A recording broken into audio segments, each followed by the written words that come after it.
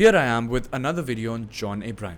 This time I debunk his statements on sugar and give you another reason why you shouldn't take nutritional and fitness advice from actors. You're so health conscious. Yeah. Is it even possible to have an indulgent meal with you? What's on your dinner table? Because you're always eating the right things. So my trainer asks me to have a cheat meal once a week, but I haven't cheated in, I don't know, maybe 20, 22 years now. This type of overcompensating attitude is consistent with the typical fitness demographic that always tries to prove how exceptional and unique they are. My trainer tells me to have rest, but I just tell him to shut up. I mean, I'm no average Joe that needs recovery and sleep. What is it that you cheat with in terms of food?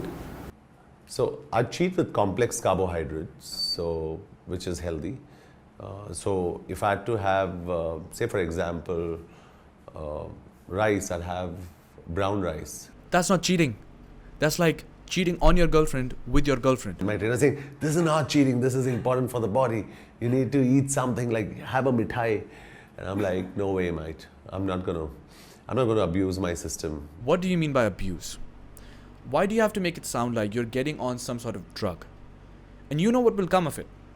People blindly follow whatever goop falls from the mouth of public figures, especially those that have a bicep vein to show for it.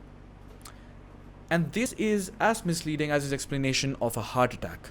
And I tell people who come to me for fitness advice, I tell them that. I say, listen, if you ask me for advice, you're accountable to me. So you better be sure that you're not going to pick up any crap after this. Because if you do, then don't ever call me back. Do that. Don't call him back. I know you will be much happier that way. And instead of just living your life, you will actually enjoy it. Like my director just said in one of the interviews, right? I said that, you can't eat food with John. You'll die. I mean, you just won't survive because it's like he doesn't have taste buds. But then I've conditioned myself into living my life in a very regimental way. I enjoy it. Well, that's a nice thing. One size doesn't fit all, and it's commendable that he's enjoying his lifestyle. And I think sugar is the worst thing that you can have. And I'd encourage everybody watching this program, espresso, to have an espresso shot. That's fantastic. But no way. Sugar is like, oh my God. If sugar was introduced in the industry today, it would be 8 times more addictive than cocaine. Seriously? If sugar was introduced into the industry today, it would be 8 times more addictive than cocaine. Sounds like the words of someone who just did cocaine. If you ever want to determine that the source of information that you're relying on is authentic and reliable, then look at how it is being presented to you. For example, a well-read individual with a strong evidence base will stay away from making absolute statements. Now let me try and paint a picture of what today's modern high-quality evidence has to say about added sugars.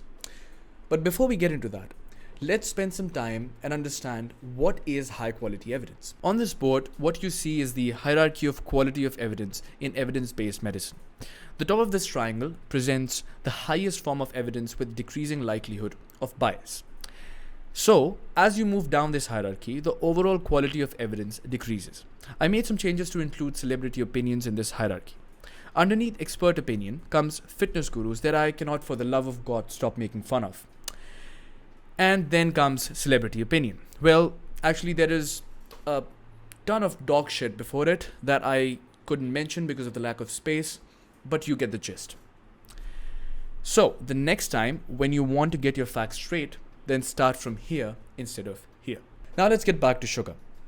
In 2016, a review was published summarizing high-quality evidence on the health implications of added sugars. It looked at randomized controlled trials, systematic reviews, and meta-analysis. Now, be honest with yourself.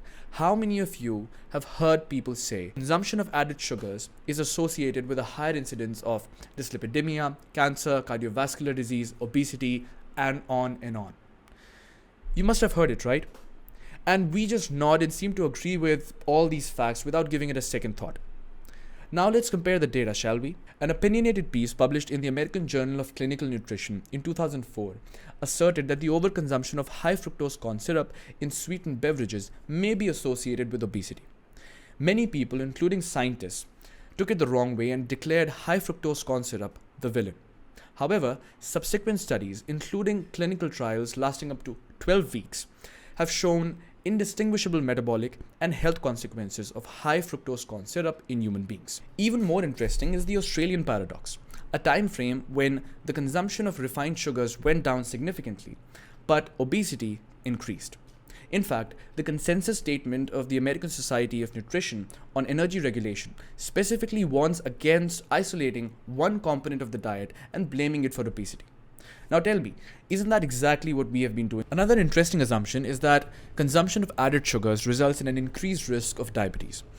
Now, the majority of studies that blame added sugars for diabetes are ecological studies, which, by the way, are considered one of the lowest forms of evidence there is. Then there are cohort studies, systematic reviews, and meta-analysis, which, again, haven't been able to find a link between added sugar consumption to an increase in the risk of diabetes. Even the report published in 2015 by the Scientific Advisory Committee on Nutrition did not show an association between free sugar consumption and risk factors for diabetes. Many opinionated articles have also linked sugar intake with cardiovascular disease. However, the data we have is limited and inconclusive. Although several studies have shown a relationship between increased sugar consumption, which is greater than 20% of your regular calorie intake, and elevated fasting triglycerides, which is a known risk factor when it comes to cardiovascular disease. But again, a number of systematic reviews and meta-analysis looking at the replacement of fructose isocalorically with other carbohydrates did not result in increased fasting triglycerides. To summarize it, sugar consumption within the normal range of human diet does not increase the chances of cardiovascular disease. And finally, addressing the elephant in the room, is sugar addiction real? You'll see a big chunk of sugar addiction advocates throwing some scientific evidence to your face when their beliefs are challenged. This scientific evidence is sadly more about our furry little friends than us. Subsequent studies have reported that the behavior shown in animal studies has not been supported by human studies. The media and the anti-sugar squad seem to exaggerate of what the scientific data shows. Look at this, for example. This study on rats supports the premise of sugar addiction and has been cited by over 1,700 sources. However, the study that clearly states that there is no support from the human literature for the hypothesis that sucrose may be physically addictive has been cited only 200 times. And this is just one of the many studies that have questioned the idea of either food or sugar being addictive. Now, I'm not suggesting you snort sugar, and I also don't want you to quit sugar completely. All I want is to explain you guys the idea of moderation. Overhydration can cause nausea, vomiting, and even diarrhea. But you don't go around blaming water, do you? I rest my case here, and I will see you guys in the next video. Until then, bye-bye.